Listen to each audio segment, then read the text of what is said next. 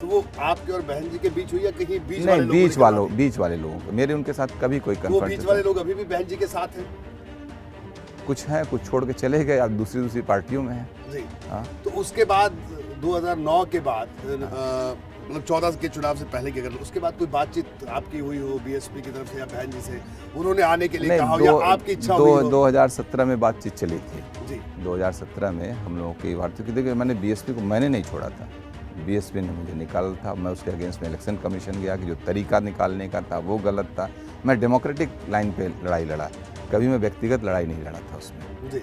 और डेमोक्रेटिक लड़ाई लड़ी थी उसमें। और फिर 2017 में बात आई वापसी, हमने कहा कि मैं बीएसपी ज्वाइन नहीं कर रहा हूँ। मैं बीएसपी में था, मैंने बीएसपी को छोड़ी नहीं थी।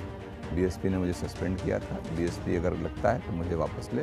और जिस तरीके से बताऊं, चंद्रशेखर जी ने इमरजेंसी में कांग्रेस को छोड़ी नहीं थी जी, और कांग्रेस से कभी त्यागपत्र भी नहीं दिया था। उठा के देखिएगा चंद्रशेखर जी। इस पर भी आऊँगा। चंद्रशेखर जी का बहुत जिक्र करते हैं जब भी आपसे बात हुई।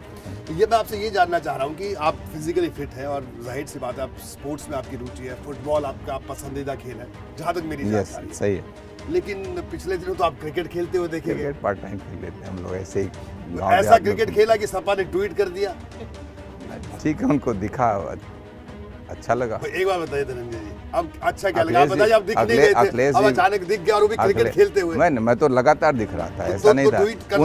उनको अखिलेश जी को मैं लेट दिखाऊंगा। अखिलेश जी भी हमारे कलीग रहे हैं, पार्लियामेंट हम लोग साथ रहे हैं, ऐसा नहीं है। उनको उस समय अचानक दिखा होगा, हो सकता है इस ट्वीट से उनको लग रहा हो कुछ राजनीतिक मेरे फायदे हो, उन्होंने ट्वीट कर दिया होगा। नहीं, ये क्रिकेट आप ऐसे ही मतलब खेल रहे थे या जानबूझकर वो वीडियो आया था सामने? नहीं, मैं तो क्रिकेट का उद्घाटन करने गया था जी। हाँ, लोग इनॉग्रेशन के लिए बुलाते हैं, हम चले गए थे इनॉग्रेशन के लिए, और कोई ऐसा वो नहीं। तो पूरा आजकल हर रैली में समाजवादी पार्टी की, आप जिस रैली को सुनिए, अब मैंने कहा ना, वो कहते हैं, बार बार कहते हैं कि मौजूदा सरकार को कहते हैं कि वो लॉ एंड ऑर्डर की बात सरकार कहती है, लेकिन धनंजय सिंह तो क्रिकेट खेलते हैं, वो बार बार इस बात का जिक्र करते हैं। इस पर आपका क्या कहना है? नहीं, देखिए, राजनीतिक फायदे के लिए वक्तव्य दिए जाते हैं, वो दे रहे हैं, अपना उनका आउटलुक है। लेकिन हम आपको कहें कि आपको सरकार ने बाई इलेक्शन मुझे हराया यहाँ पर। इसी सरकार ने, मैं एक करप्शन के इश्यूज़ को रेस किया था नमामि गंगे जौनपुर में, उन्हीं के मंत्री थे, उन्हीं के अगेंस्ट इशू रेस किया हूँ मैं, बाय नेम रेस किया था इशू। अगर मैं गलत रेस करता, मेरे खिलाफ मानहानि का मुकदमा दायर करते। तो ऐसा कुछ नहीं, मैं गलत जहाँ है तो वहाँ मैं नहीं देखता हूँ कि सरकार में कौन है क्या है, मैं उसके खिलाफ आवाज़ उठाता हूँ। और यहाँ उठाया था, उसने देखिए मेरे खिलाफ मुकदमा कायम करके मुझे बंद कर दिया गया था। तो अगर सरकार इतना फेवर करती थी, जौनपुर में 3 महीने जेल रखा मुझे, एक करप्शन किसे, नमामि गंगा, उसकी जांच भी हो रही, विधान परिषद की कमेटी में जांच गई हुई है, और आप देखिएगा उस जांच जब रिपोर्ट आएगी उसमें दोषी लोग पाए जाएंगे।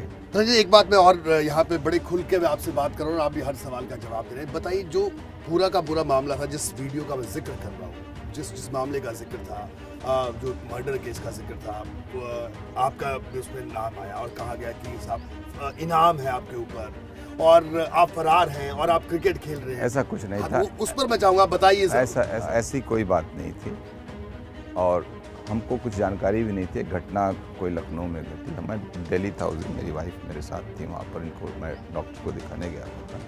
तो रात को मुझे एक मेरे जानने वाले कार्यकर्ता ही मेरे संसदीय क्षेत्र का, उसने मुझे फ़ोन किया कि भैया एक हमारे जानने वाले हैं और उनका एक्सीडेंट हो गया, चोट लगी, जरा डॉक्टर साहब से कह देते आप।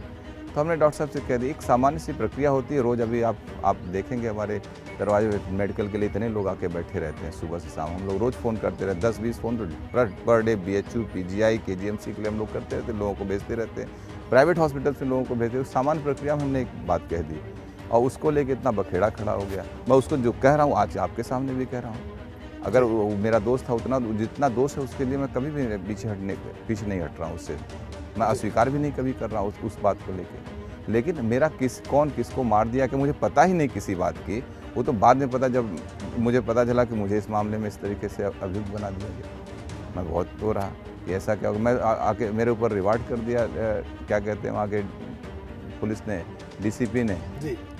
तो अब क्यों कर दिया वो तो वही बता सकते हैं। मैं नेक्स्ट डे मैं सरेंडर कर गया।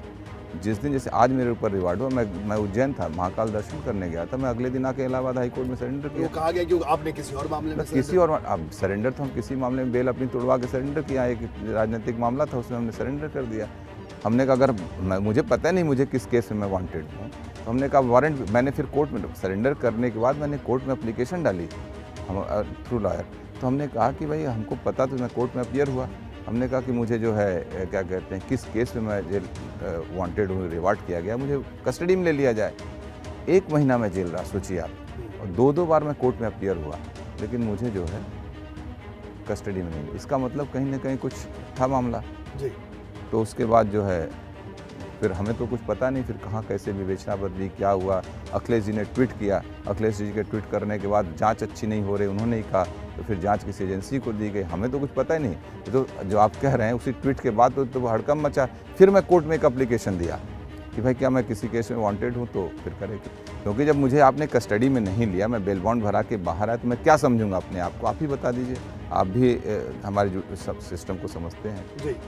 तो मैं तो अपने घर रह रहा था, पत्नी उसी दौरान मेरी जिला पंचायत का चुनाव लड़ी है, तो मुझे तो कभी कोई वो नहीं। जी।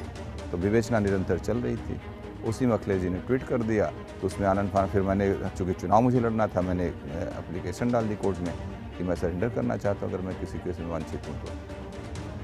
बस इतनी सी बात है, कोई ऐसी वो नहीं है। वो तो ट्वीट तो पॉलिटिकल है, अपना फ़ायदे नुकसान के लिए चलता है।